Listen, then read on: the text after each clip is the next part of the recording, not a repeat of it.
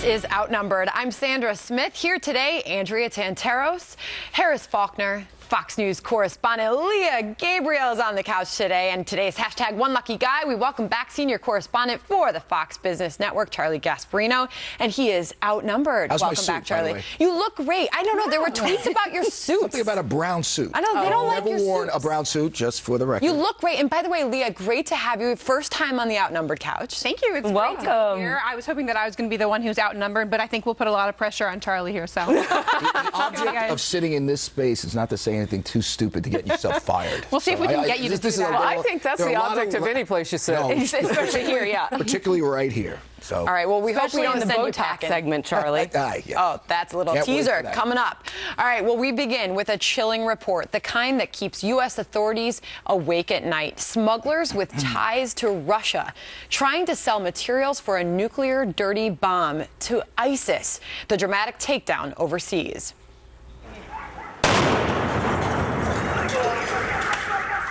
An Associated Press investigation reveals that FBI agents working with police in the former Soviet Republic of Moldova have helped to interrupt 4 attempts in the past 5 years by Russian-linked gangs trying to sell radioactive material to Middle Eastern terrorists. The latest known case in February of this year. That's when a smuggler in a sting operation offered a huge cache of deadly cesium, enough to contaminate several city blocks, and specifically saw a buyer from ISIS.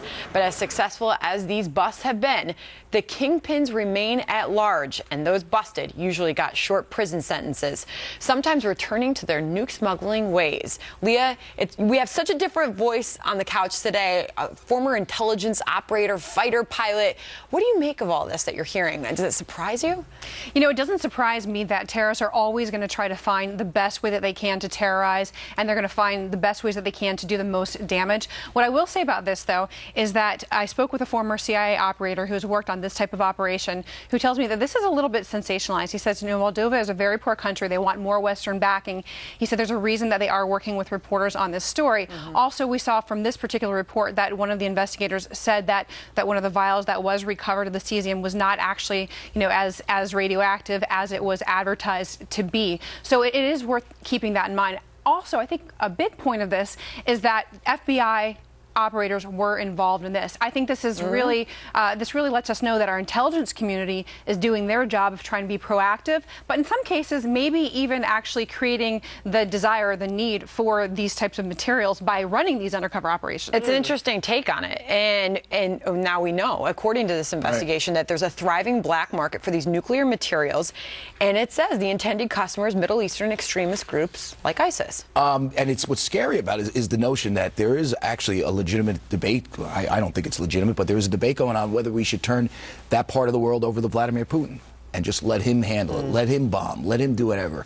And I think you're playing with fire. If you have Russian gangs involved with potentially selling, you know, nuclear material to do a dirty bomb. By the way, if you put a dirty bomb in New York City, do you realize how insane that would be here? Yeah. You would have to close down Manhattan. That's what we're talking about here. And that's something that they would probably love to do. And we're going to turn the Middle East with all this potential for harm over to Vladimir Putin. Now, who's the presidential candidate that keeps saying this? And why do people give that credence? I don't know. It makes no sense to me. This most serious case in 2011, a man expressing hatred for the U.S. tried to sell bomb-grade uranium to a Sudanese buyer. I mean, Charlie's right. You're talking, Harris, about not a small quantity. You're talking about enough to really have an impact. So you mentioned that this was a lower grade cesium that they actually found inside this car. If you have it in a large enough quantity, from everything that I'm reading from the CDC, it causes acute radiation sickness and long-term higher cancer rates. And what do we know about that part of the world, Russia, Chechnya, and the power plant, the accident there? The nuclear fission process for weapons testing and nuclear accidents is where this stuff comes from. Right. So they're going to have an abundance of it, or they did shortly after 1986. It's out there on the market. So when these guys get this, and I say when, because these are the 4 or 5 incidents that we know about, and we know ISIS has money.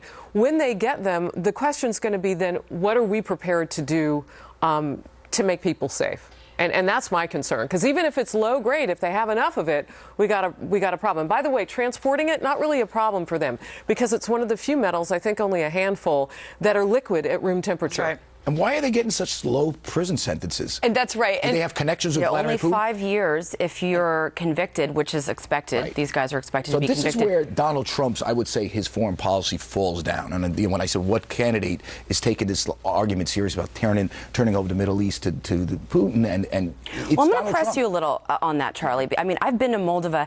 It is a really, really poor place. I mean, it's riddled with corruption. Half of the women are missing because they've been trafficked. So it's a very, very scary place. But Putin has no incentive to let this continue. I mean, you mentioned what if a bomb ends up on a New York City subway? Well, what about a Moscow bus? It's happened before.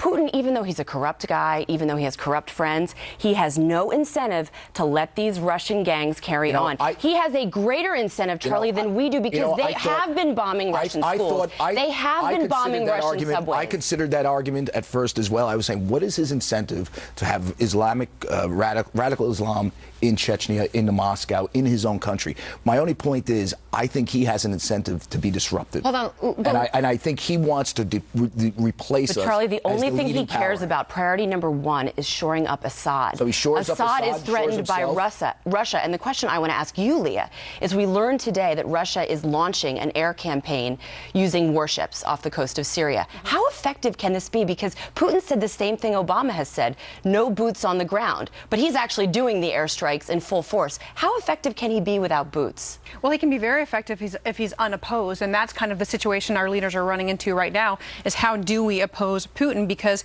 he's showing his willingness to conduct these strikes completely without any sort of coordination with anyone else. You know, we had air superiority in that area, and we have effectively given it away. So the question now is, how do we oppose him? How do we prevent this? How do we take air superiority back? Oh, that's a great question. You know, and people are saying a no-fly zone, but that's a lot more complicated than anybody Easy to say. Yeah. I was going to ask you, that was my follow-up to you. You have to shoot at whatever planes are there, even if they're Russian. Some major new developments in Hillary Clinton's email scandal. The FBI probe into her server is expanding to include a second tech company called Datto that helped back up her emails. Well, Datto was hired by Platte River Networks, that company, you remember, that managed Clinton's server, remember, kept it in the bathroom, and is already working with the FBI. This, as we're learning that due to a glitch, some of her emails may be one of the firm's cloud storage sites. Meantime, newly released documents show some Platt employees expressed some concern when they found out about a request from a Clinton family company to reduce that data storage during each server backup. One employee writing in an email, quote, "Starting to think this whole thing really is covering up some shady expletive." And that's not all. The State Department also instructing Hillary to go back and look for more emails, saying that it appears that she hasn't turned everything over just yet. All right, you giggled a little bit, Charlie, but there seems to be a second company. The first company writing, some shady bleep, bleep, bleep. They were really concerned about what Hillary Clinton was doing, and they have these emails now on record. Because it was kind of Nixonian in this sense. Nixonian was the cover-up, not necessarily the crime. He wasn't directly involved in the Watergate break-in. Underlings were, but when he found out about it, right, he sought to cover it up. And it looks like she's covering something up. It does look really sleazy. And I will say this. When I talk to political operatives, every political operative, and a lot of them are Republicans, they say they don't see an avenue where the Obama Justice Department is actually going to bring a charge against her. When I talk to lawyers, they say she has to be charged just based on the law. This looks really bad, and it looks like she violated, she violated the law, because lawyers can't get their hands around the fact that she didn't really use her government email. So if you're using a private email and you have total control over it, you must be hiding something. But, when you look at what Platte River was tasked with doing, every time they would back up the server, they were told to have fewer, and according to the complaint, and then according to the reporting that's being done now, they were told to have less and less in that backup, which would mean that there are some documents that simply are not in Platte River's hands. So when you go looking for it, then you go to this new company. And you go to their website, and their motto is, we're in the business to keep your business running no matter what. This now comes into, let these companies do some of this investigative work, because they're going to want to do it to protect their own reputation. The only time I've heard companies say, give us less backup, they're usually, not Wall Street firms, because they're very highly regulated by the federal government, but they were hedge funds that were looking to hide stuff. Yeah, they don't want you to see it. That is like, that's what's so crazy about this. Yeah, Sandra, I don't think it's news that they're trying to, potentially hide something there. We've seen this obfuscation by the Clintons. But it was interesting that these tech companies spoke out. I think probably the question is the FBI speaking to these companies? Because you've said so many times, we know they have backups over email. Somebody has them. Yeah, and Datos is like saying, oh boy, our guys don't have security clearances. I mean, this opens a whole new can of worms. And this scandal just got a heck of a lot worse, because guess what? Datto has faced its own cyber attacks. So how exposed are we? I think folks within the FBI knew that there were going to be companies that have been doing backup. These companies, their business is being in the business of backing things up. These are storage companies for information. That's what they do. That's how they protect their companies, is by storing their information. When the FBI gets a hold of something like this, they start pulling on that thread. I know people who have been investigated in counterintelligence investigations. They have to look at any sort of a breach like this as a potential counterintelligence investigation. They have to look at it as, was this person intentionally giving information to a foreign government?